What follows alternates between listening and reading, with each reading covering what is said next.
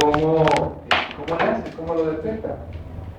¿Cómo detecta esos patrones? En realidad, no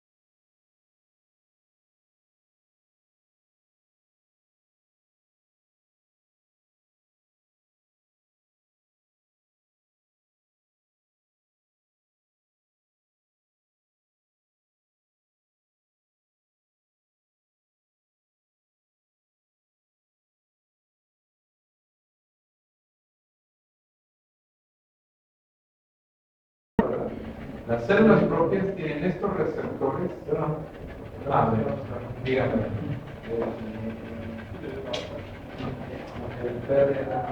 Entonces lo voy a volver a explicar. Entonces, las células propias tienen estos receptores en su superficie que lo que hacen es reconocer estructuras conservadas en los patógenos que no están en las moléculas propias, y a estos receptores que tienen las células propias que reconocen estos motivos extraños se les denomina receptores de reconocimiento de patógenos. Y los receptores de reconocimiento de patógenos detectan estas estructuras conservadas extrañas al organismo en los patógenos, que se llaman así patrones moleculares asociados a patógenos. Los patrones son como los que reconocen a las estructuras, ¿no? Son como las cosas específicas que tienen los patrones. Lo que todo, de lo que se parece cada, o sea, lo que tienen en común. A ver, Carla. Según yo, el patrón es una molécula que tienen en común todos los patógenos y nosotros las células propias no lo tienen. A ver, Daniel. Pues sí, pero ya lo explicamos 3 veces. Yo, Ana y Carla. A ver.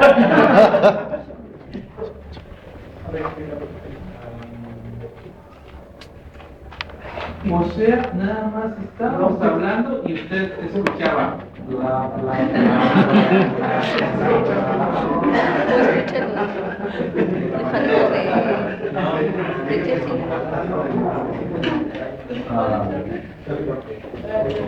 Laura, explíquese en una cuarta vez. Pues bueno, lo que estamos viendo, los PAM son como las... ¿Me puedes poner como un ejemplo de sentido? Digamos que tienes como una especie de... un ejemplo muy largo.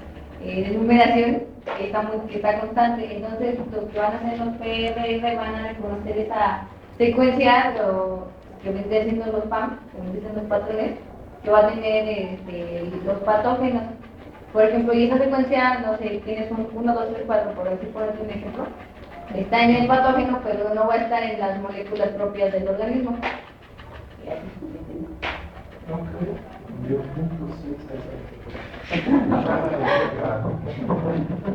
A ver, Daniel. Es que no entendía. Ahora la culpa es de Ana.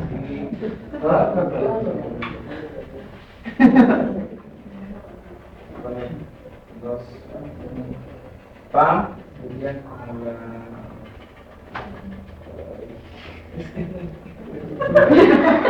como la estructura que deben de tener los patógenos, ¿no? Lo que sigue, o sea, el patrón, bueno, el patrón que debe seguir el patógeno y los PR. Así se le dijo que el patrón que debe seguir el patrón.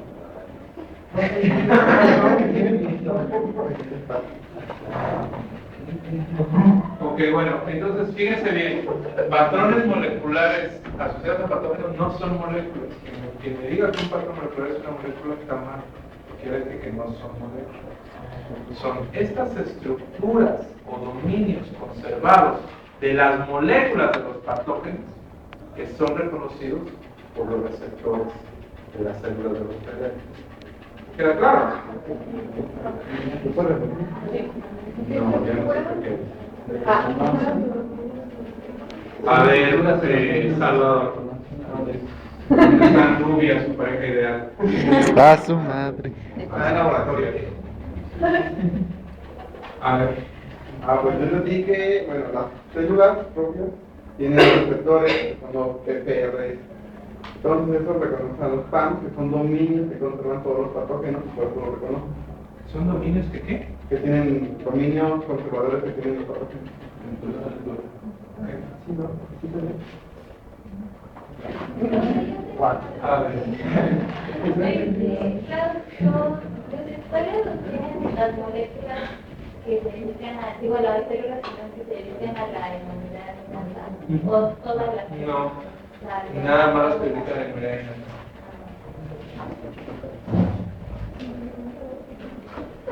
Y entonces, esta es la definición de ¿verdad? Los subsidientes moleculares.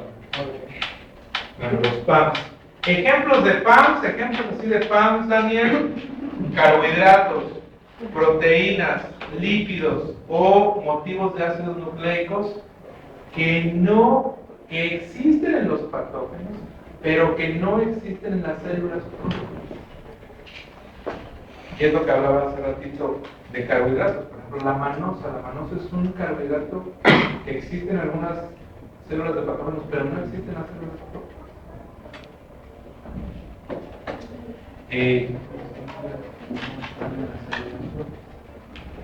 Las membranas celulares y capas externas de una bacteria gram negativa, por ejemplo, ¿no?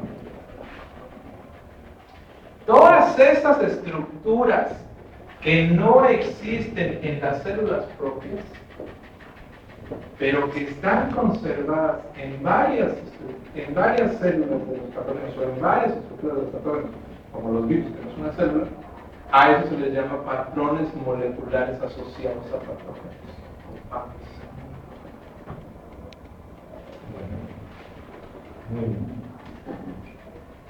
De tal forma que la inmunidad innata sí es, o sea, la inmunidad innata son las células, lo que hacen es tener receptores que lo que están haciendo es escaneando para ver si encuentran un PAM. Es lo mismo que hacen con sus PRRs, van buscando PAMs. Así es.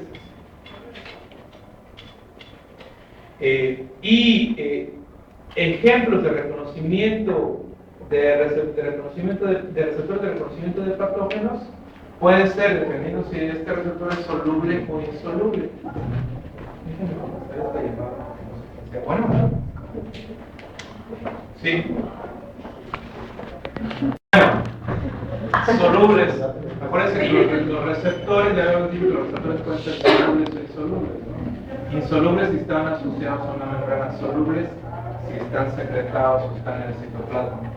Dentro de los solubles puede ser la lectina de unión amanosa, la proteína C reactiva.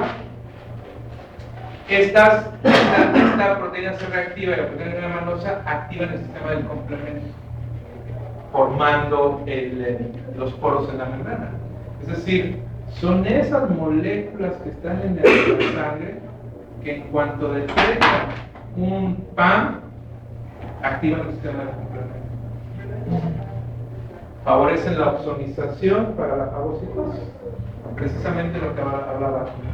Aquí no se ve muy bien el ejemplo porque se ve que las moléculas están asociadas a la membrana y son, bueno, estas moléculas asociadas a la membrana, pero los receptores con los que se detectan estas moléculas son solubles y están en el suelo. Este PRR está soluble, está en el suelo. Cuando un virus entra, un patógeno entra, reconoce el PAM en ese patógeno y activa la cascada de complemento. Y lo que hace es que se forma el MAC, que es ese complejo de ataque de membrana, ese poro en la membrana, y la membrana de las bacterias o de los protozoarios se ve así, se ve con estos poros en la membrana. O sea, el CAM se forma en las bacterias. Así es. Así es. Y al formarse las bacterias hace que el líquido intracelular salga y la bacteria se muera. Así es como actuarían esos receptores solubles, por ejemplo.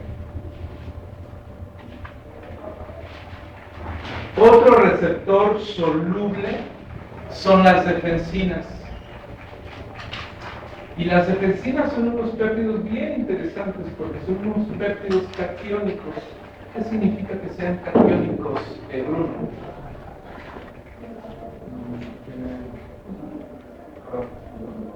Tienen carga positiva y si tuvieran carga negativa, ¿cómo se llama? Aniónicos. ¿Ok? Son estos péptidos con carga positiva, muy positiva, de 25 a 30 aminoácidos de largo y son secretados por los neutrófilos y algunas células del epitelio. Y de lo que se encargan es de destruir células bacterianas principalmente. Por ejemplo, Staphylococcus, Streptococcus, Escherichia coli, Pseudomonas, Haemophilus, hongos y algunos virus envueltos. ¿Cómo actúan? Actúan así, fíjense bien. Son estos en morado, están presentes en la piel. Son estos pequeños péptidos de unos 30 aminoácidos de largo, de tal forma que cuando entran en contacto con la membrana de una bacteria, estos péptidos que están así se insertan, como son catiónicos, son muy hidrofóbicos, tienen afinidad por los lípidos de las membranas de la bacteria.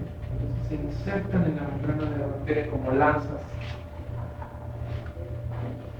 para poder estar estables, porque aquí en el líquido no son estables porque tienen una carga muy positiva. Para poder estar estables se insertan en la membrana y esto hace que la membrana se desestabilice, porque rompen la membrana de la bacteria y entonces la bacteria muere porque se destruye la membrana. ¿Sí queda claro eso? Estos son los péptidos catiónicos que tienen ustedes en la piel, o que secretan los bronquios. De tal forma que eso explica por qué las bacterias no crecen en la piel. ¿Sí, Jane? Y si uno se está lavando las manos constantemente, altera las bacterias. Así es. Por eso, la gente que vive en estos casos de limpieza extrema es muy susceptible a infecciones. Muy susceptible. O sea, recomiendo lavarse las manos cuando vayas a y cuando vayas. Recomienda lavarse las manos cuando tengas probabilidad de encontrar un patógeno. No que estés pensando que todo el tiempo estás en contacto con un patógeno, ¿no?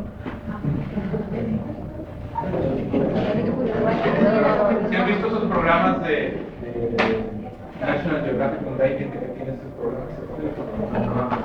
Se lavan las manos 30 veces en una hora, todo el día no hace nada porque se lava las manos. Eso ya son los asuntos mentales, pero que es así, porque piensas que tienes un problema de los patógenos que te vas a infectar y los puedes lavar de una forma extrema. Pero estos péptidos catiónicos son producidos por las células epiteliales, por los neutrófilos, y hacen eso. Uno de los receptores de reconocimiento de patógenos más conocidos hasta la fecha son de tipo insoluble. ¿Y qué significa que son insolubles? Que están asociados a las membranas celulares, como esta molécula de aquí. Dentro de los más conocidos están unos receptores que tienen esta estructura que se llaman receptores de tipo TOL, o por sus siglas en inglés TLRs, que significa Toll-like receptor, receptor tipo TOL. ¿Sí?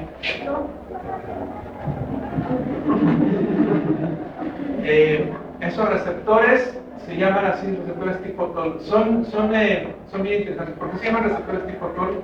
Es una historia muy compleja. La persona que los descubrió en la mosca. Y la mosca, como hace muchos estudios con la mosca de la fruta, Drosophila melanogaster, sucede que la mosca de la fruta tiene una proteína que se llama proteína TOL, que le ayuda a la mosca para el desarrollo embrionario. Se estudia mucho la proteína TOL. De tal forma que esta persona estudió que la proteína TOL también le ayuda a la mosca en el sistema inmunitario. Cuando mutaba las moscas, les quitaba la proteína TOL, las moscas se enfermaban. Cuando le ponía la proteína TOL a las moscas que se les había quitado, las moscas se recuperaban de la infección. Algo hacía esa proteína TOL que las protegía contra la infección a las moscas. Alguien se hizo la pregunta, ¿habrá proteínas tipo TOL en los mamíferos? Y encontraron. Entonces le llamaron proteínas tipo TOL por receptores tipo TOL, porque se parecen a las moléculas de. ¿Qué significa eso? Bueno, es importante ese hallazgo porque imagínense, una proteína en la mosca que le ayuda a protegerse de infecciones bacterianas que esté presente en las células de los vertebrados, como el humano. Sucede que esta estructura de estos receptores tipo TOL es muy conservada, tiene una región extracelular que está caracterizada porque tiene muchas aminoácidos tipo leucina, tiene una región transmembranal en una hélice alfa y tiene una región intracitoplasmática con un dominio de tipo TIR, y el dominio de tipo TIR es un dominio que tiene muchas citocinas. Ahorita no vamos a meter mucho con eso. Pero el asunto es que buscando un poco más en el genoma del humano encontraron 12 receptores tipo TOL y le llamaron así: receptor tipo TOL 1, receptor tipo TOL 2, 3, 4, hasta el 12. Y luego la gente los empezó a buscar en los animales domésticos y también se dieron cuenta que había receptores tipo TOL en las células de los animales domésticos. ¿Qué importancia tiene, no? ¿Qué importancia tiene? Fíjense bien cómo está el receptor. Con este dominio reconoce a los PAMs, ¿verdad?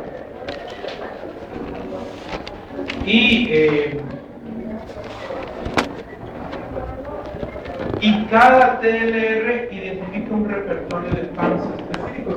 Si nada más hay 12 receptores tipo TOL, ¿cómo le hace el sistema inmunitario para detectar tantos PAMs? Hay muchísimos PAMs. ¿Cómo le hace nada más con 12? Además de que utiliza otro tipo de receptores, ya los hemos estado viendo, sucede que los receptores tipo TOL reconocen varios PAMs. Por ejemplo, el TLR1 reconoce los triacil-lipopéptidos de micobacterias. El receptor tipo 2, el TLR2, reconoce los peptidoglicanos y el zimosam, que están presentes en bacterias gram positivas, en levaduras y en algunos hongos. El TLR3 reconoce el RNA de doble cara. ¿Y qué microorganismos o qué patógenos tienen de RNA de doble cadena? Los virus, nada más los virus. El TLR4 reconoce el polisacárido de bacterias gram negativas y así, ¿no? Fíjense bien aquí el TLR9, cómo reconoce los dinucleótidos de CpG que únicamente están presentes en DNA bacteriana. O sea, reconocen nada más PAMs específicos, pero reconocen grupos de PAMs. ¿Sí? Bueno, nosotros ya hace mucho publicamos un artículo sobre el papel de los receptores tipo TOL en inmunidad innata. Ese artículo está en las copias del folder donde está el programa ahí en la copiadora, si ustedes lo quieren ver. Pero básicamente lo que hicimos fue hacer una revisión de todos los tipos de especies, todas las especies que tenían receptores tipo TOL y que identificaban o en dónde se habían identificado. Los TLRs, como más pasa el tiempo, se sabe que actúan de una forma u otra. Por ejemplo, fíjense aquí como está el TLR6 que detecta estos PAMs, y el TLR2 más el TLR1 también detecta esos PAMs. O sea, el TLR1 puede detectar los PAMs, el TLR2 puede detectar otros PAMs, pero el TLR1 y el 2 juntos detectan otros PAMs. Eso explica por qué se detectan tantos PAMs con tantos TLR. ¿Verdad? Hay inclusive TLRs que se asocian con otras moléculas como la CD14. Se asocian con esta CD14 y detectan otros PAMs.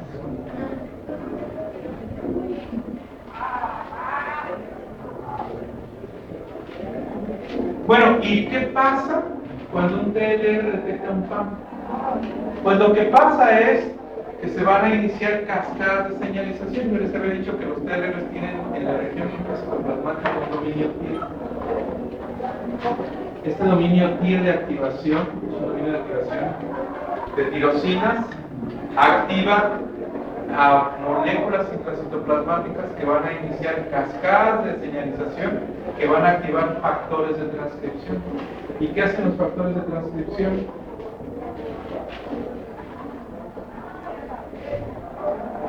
Lorenzo Chávez.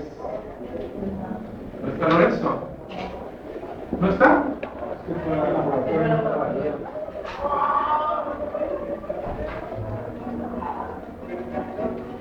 Diana Carolina Lorenzo Pardo.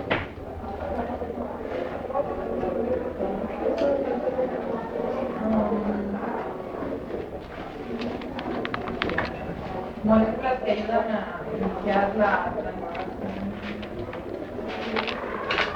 ¿Y qué es la transcripción?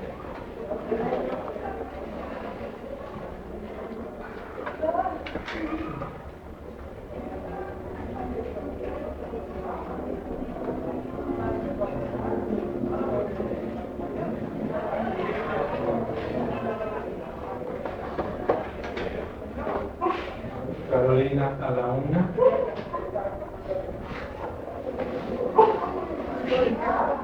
Carolina a las 2.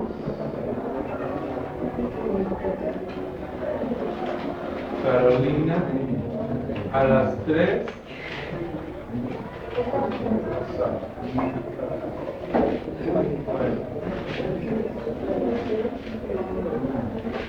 No, a ver.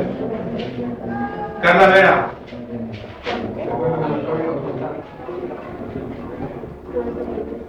Isaac Pérez. A ver, Isaac.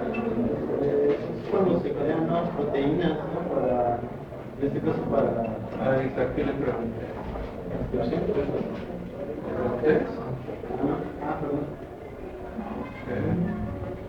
¿A qué me refiero cuando digo se activan factores de transcripción? Son como señalizaciones, ¿no? Para señalizaciones. Para el stop.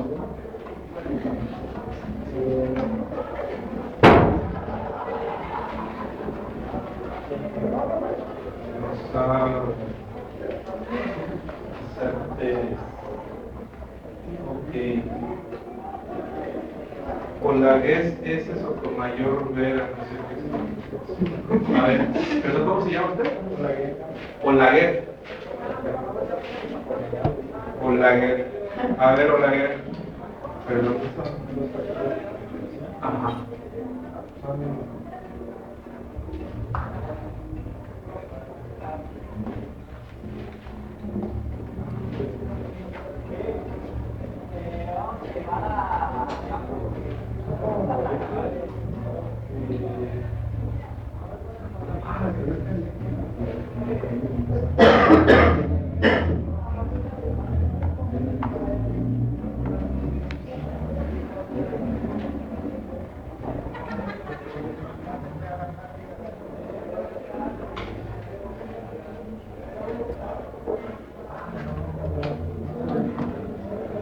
Olaguer.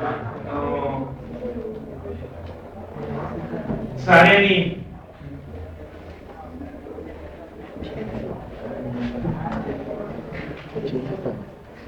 ¿A qué me refiero con que inician cascadas y que activan factores de transcripción?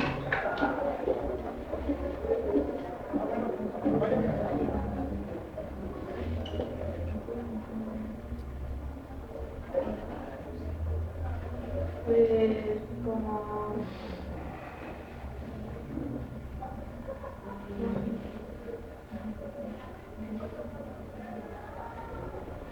bueno, yo creo que hace como hace la señal como para que reconozcan el patógeno, pues.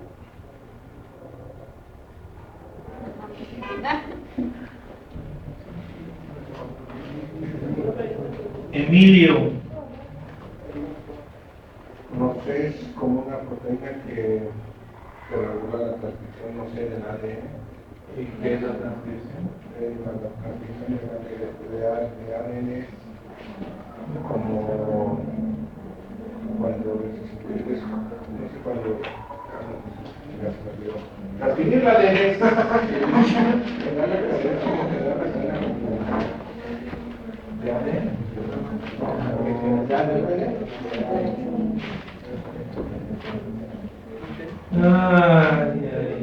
esos son los personas que tomaron biología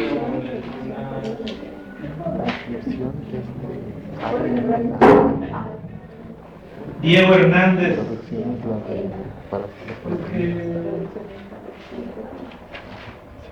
Que procesa, o sea, mucha cascada. Ok. Mucha cascada que desencadena un proceso. Bueno, Donde transcripción mantiene como procesa el mensaje que le manda el code para así desencadenar una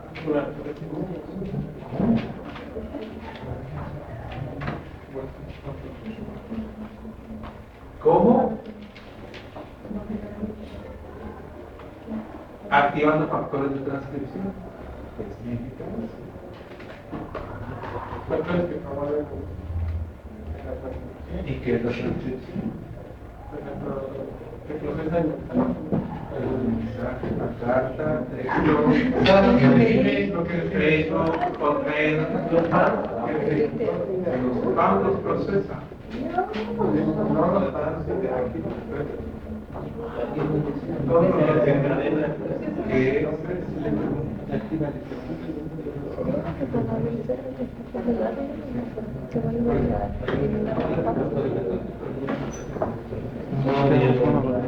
Raúl Castañón. Ahí está.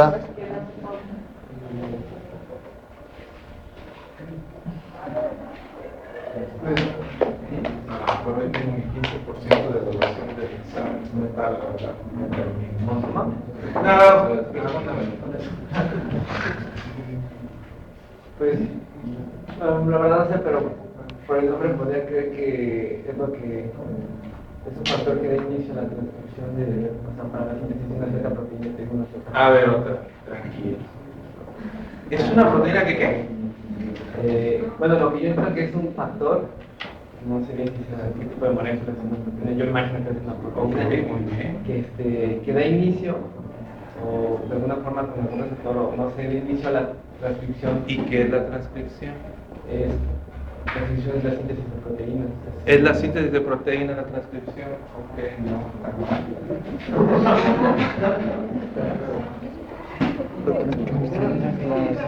Daniel González Ramírez. Ok, dice que Hitler cuando le duele. ¡Su madre!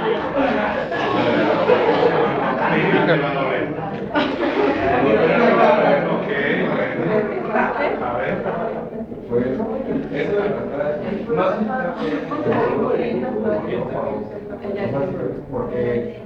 porque la transcripción es el paso de ADN a mensajero. Y por ejemplo la cascada de señalización la usaba por el macrófago para cuando tenía la presencia de un antígeno. Entonces detectaba como el ADN del patógeno, eso hacía una cascada de señalización, se enviaba el RNA mensajero hacia el núcleo, enviaba una respuesta y era la forma en que el macrófago empezaba a fagocitar esa célula. Entonces, así como lo explicó Daniel, se detecta el TLR, el PRR, que en este caso es un TLR, detecta un PAM, y esto activa con su dominio TIR proteínas en el citoplasma que generan una cascada de señalización. ¿Qué es esto? Que una activa a otra, que otra activa a otra, y esta activa a otra, y al final la última proteína que se activa es un factor de transcripción. Este factor de transcripción, como dice Daniel, viaja al núcleo, en este caso en FKB, que es un factor de transcripción, viaja al núcleo, se pega al DNA, ustedes ya saben, y ahí hace que esa parte del DNA, se pega al DNA, que así hace que este gen se transcriba, se convierte en una molécula de RNA mensajero. ¿Qué molécula de RNA mensajero pues es una molécula que le va a servir para activar a estas células. Puede ser una citosina.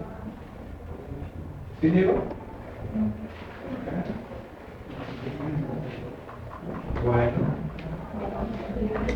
O sea, muchachos, fíjense bien, la mayoría de ustedes llevaron la clase de biología molecular. Algunos no la llevaron. O sea, ¿de qué sirve que estén perdiendo el tiempo 3 horas a la semana en esta clase si no pueden poner en aplicación los conocimientos? Porque sí. Entonces, si no tienes conocimientos claros, no, yo les recomiendo que vuelvan a repasar, porque esta es la inmunología que vamos a ver. Necesitan entender esos conceptos. Ya no me puedo poner a repasar qué es un factor de transcripción, qué es la transcripción. Bueno, y se expresan genes específicos del sistema inmunitario, ¿no? Como las citocinas, se les había dicho. Fíjense bien. Esta figura que de forma muy sencilla explica ese proceso. No les voy a pedir en el examen que me dibujen toda la imagen, ¿verdad? Pero sí por lo menos las primeras 20 moléculas involucradas. Ok. Fíjense bien, aquí están los TLRs en la superficie de la célula. Están los TLRs. Se detecta un PAM, como simosan, se detecta un PAM. El TLR se activa y activa moléculas en el citoplasma que comienzan las cascadas de señalización, ¿verdad? Lo que hacen estas cascadas de señalización es que llegan al citoplasma y activan factores de transcripción. Y estos factores de transcripción viajan al núcleo y se pegan al DNA, pero se pegan justamente en donde comienza un gen, para que ese gen se transcriba. ¿Eso sería como los primers o como qué es? O sea, la última molécula no alcanzo a ver que es RF8 y el 8. Sí, ese no alcanzo a ver. Una vez va a estar como un primer para que se empiece a ¿De dónde me da? ahí donde puse el dedo. Esta molécula es un factor de transcripción. Este factor de transcripción no estaba activo, se activa y cuando uno dice se activa significa entra al núcleo y se posiciona en el DNA en la región donde le corresponde, que es una región usualmente donde inicia un gen. Al estar aquí, pues es una molécula que lo que hace es se pega y hace que se ensamble toda la maquinaria del proceso de transcripción, donde se pegan todas las enzimas que desdoblan el DNA, las enzimas que mantienen las hebras separadas, se pega la RNA polimerasa que comienza a sintetizar una molécula de RNA. ¿Sí queda claro, Diego? Sí. Se genera la molécula de RNA y esta molécula de RNA sale al núcleo, sale del núcleo, se es leída por un ribosoma y se traduce, se genera una proteína, que en este caso sería seguramente una citosina. Y esta citosina sale de la célula y activa otra célula. ¿Me queda claro? Entonces, dependiendo de la molécula que reconozcan los PAMs, es el factor de transcripción que se activa, y dependiendo del factor de transcripción es el gen que se sintetiza. Una explicación así, sí se la voy a dar. ¿Verdad?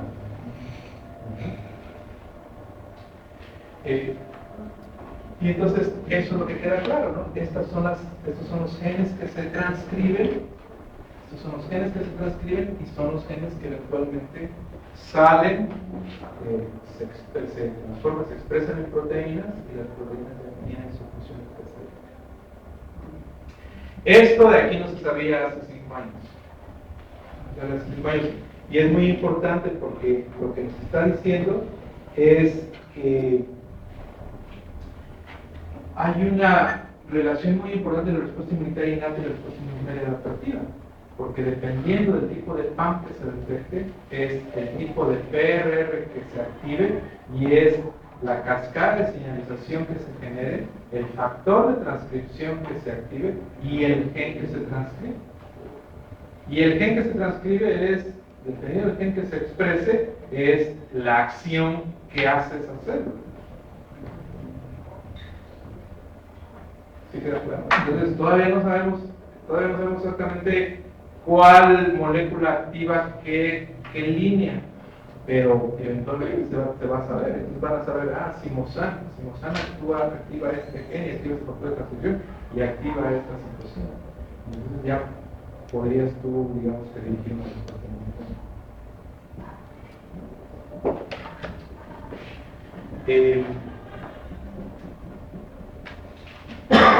Hay otros patrones de reconocimiento, hay otros receptores de reconocimiento de patógenos que no son secretados, como los del complemento, no son insolubles, como los tipo TOL. Estos son diferentes, se acaban de descubrir recientemente. Estos son intracelulares. Imagínense que una célula tiene receptores intracelulares, proteínas en su citoplasma que le ayudan a detectar patógenos dentro de la célula. Y esto es muy interesante, porque uno pensaría que una célula siempre estaría preocupándose de protegerse de que los patógenos no entren. Pero hay patógenos que entran, entonces me imagino que se diseñan receptores para cuando el patógeno ya está dentro, como los virus. Se llaman así receptores tipo NOD. Se llaman receptores tipo NOD porque tienen un dominio que es un dominio de unión a nucleótidos. Se llaman Nucleotide Binding Oligomerization Domain. Y estos receptores son el Nucleotide Binding Oligomerization Domain Like Receptor. Es un receptor intracelular que tienen estos dominios. Esas proteínas intracelulares detectan PAMs en el citoplasma. Inician las respuestas contra patógenos intracelulares. Y se han identificado hasta la fecha 2, el NOD de tipo 1, el NOD de tipo 2. El NOD de tipo 1 reconoce peptidoglicanos bacterianos, fíjense, ni siquiera reconoce cosas como virus. Y el NOD de tipo 2 todavía no se sabe qué reconoce. Bueno, estoy hablando de hace un año que salió publicado, eso no se sabía. Pero aquí está. Aquí, esta es la célula, este es el receptor, los receptores tipo TOL, extracelulares. Hay unos receptores tipo TOL en los endosomas, detectando patógenos cuando son fagocitados, pero hay receptores en el citoplasma que tienen estos dominios NOD. Proteínas en el citoplasma tratando de detectar PAMs. De tal forma que estos patógenos entran y los PAMs son detectados con los receptores tipo TOL o bien son detectados con los receptores tipo NOD. Estos receptores tipo NOD en el citoplasma, cuando son activados por los PAMs, activan cascadas de señalización intracitoplasmáticas que activan factores de transcripción que inician la transcripción de genes específicos que van a dar una respuesta.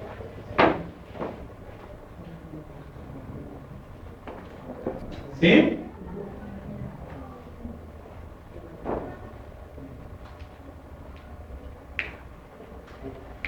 Bueno, hay otras moléculas de memoria innata, ya no las vamos a ver. Hasta aquí vamos a dejar el capítulo de memoria. De tal forma que el jueves a las 8 de la mañana tenemos el primer examen.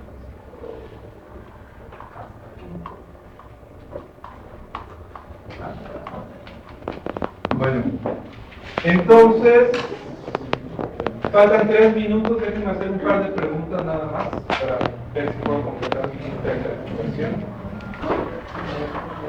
José Luis Zúñiga. ¿Quién es José Luis Zúñiga? A ver, Luis, díganme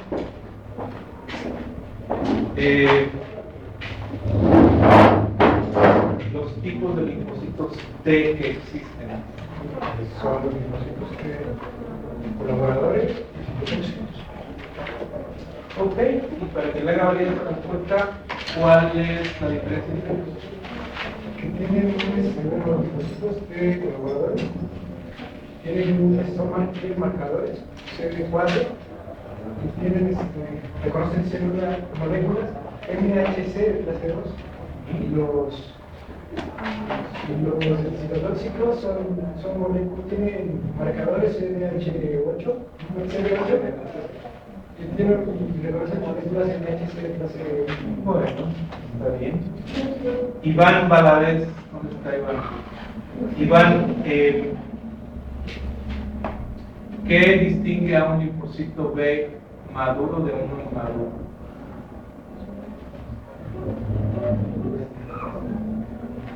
El maduro está haciendo su proceso. Juan.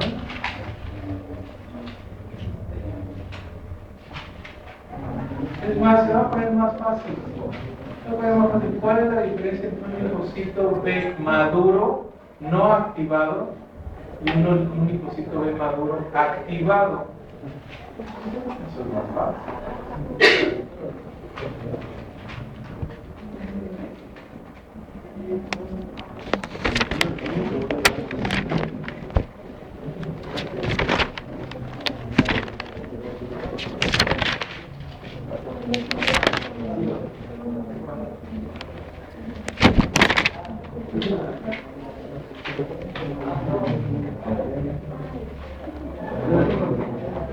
Jane.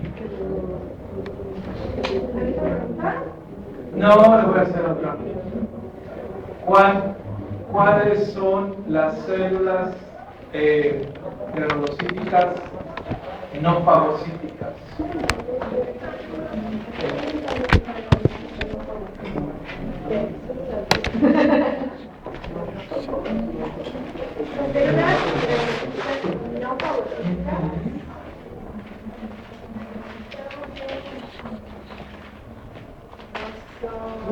¿A la una?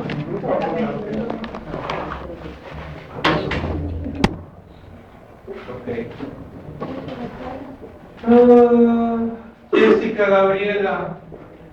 Jessica Gabriela, indíqueme 3 características de la respuesta inmunitaria adaptativa. Que tiene especificidad antigénica, que reconoce entre moléculas extrañas, tiene diversidad, que es que genera. ¿Cuántas me está mencionando hasta ahorita? Una, ¿que es cuál? Diversidad. Okay. Diversidad. Una. Ajá. Especificidad antigénica. Ajá. Memoria inmunitaria.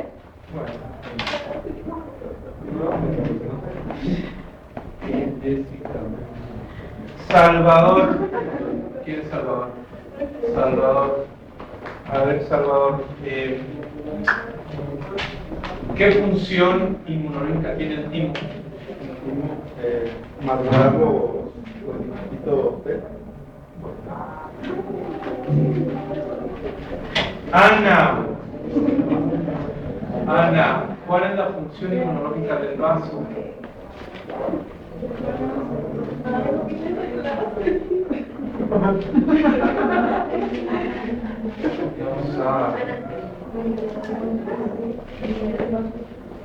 Daniel Chamún. Daniel Chamún. ¿Cuál es la función del sistema linfático? ¿Para qué sirve el sistema inmunológico?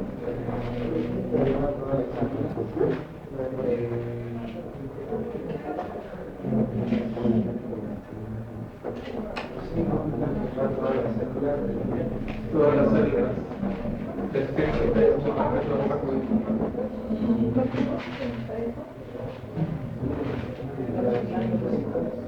A ver, ya no entendí. Entonces, ¿cuál es la función del sistema linfático?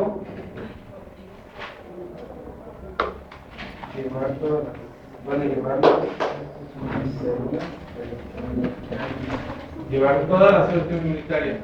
¿Su respuesta sí o no? No. Diego Reséndiz. A ver, Diego. ¿Cuál es la diferencia entre una célula plasmática y un linfocito B maduro permito? ¿Cuál es la diferencia entre una célula plasmática y un linfocito B maduro activado? El linfocito B maduro activado es que va a sintetizar antígeno para un cierto patógeno y la célula plasmática es que lleva a ser como la que va a secretar la que va a servir como transporte para llevar el anticuerpo o sí, bueno, es como el cuerpo a secretar el patógeno. No tiene ni idea de lo que está respondiendo. Ok,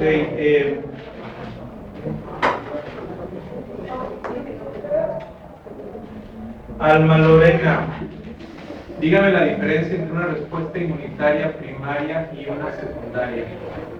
Mínimo 3 características.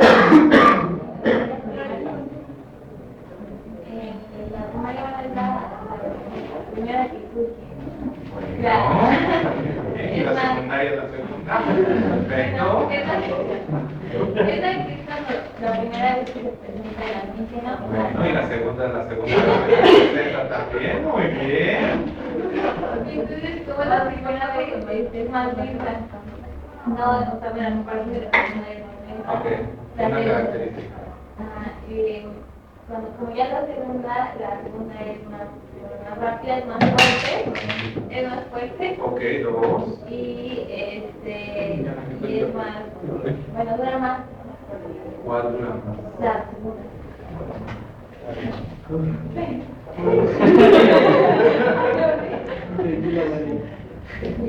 Esteban Lira. A ver, Esteban, no te lo voy a dejar terminar. Lorenzo, ¿dónde está Lorenzo? Jonathan, no. Jonathan, ¿dónde está Jonathan? Jonathan, ¿cuál es la diferencia entre un linfocito T cooperador de tipo 1 y un linfocito T cooperador de tipo 2? El uno ayuda a las respuestas con algo de inflamación, procesos inflamatorios y los de clase 2. Sí, respuestas inmunes. Algo así, respuestas inmunes. ¿Algo así? No está mal. Aníbal Bruno. A ver, Aníbal, diferencia estructural entre un linfocito TH1 y un linfocito TH2. Estructural.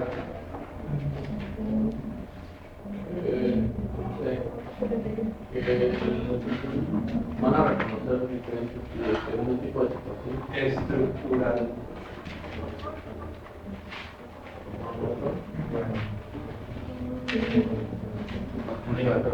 Carla Jiménez. Carla Jiménez, nombre de las 3 células presentadoras de antígeno.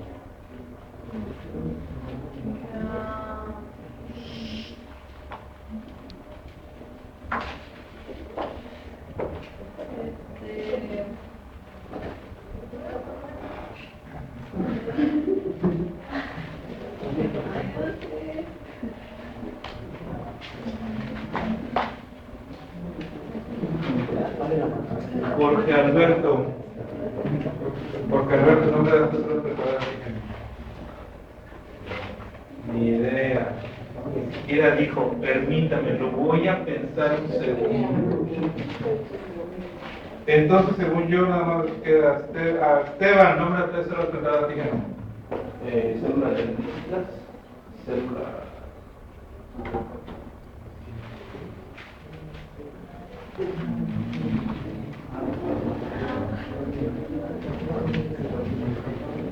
A la una.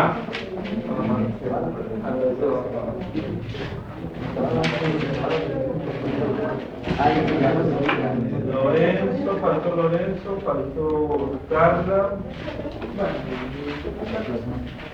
Bueno, más o menos esas son el tipo de preguntas que me gustaría escuchar en la mesa. Nos vemos entonces el jueves a las 8 de la noche.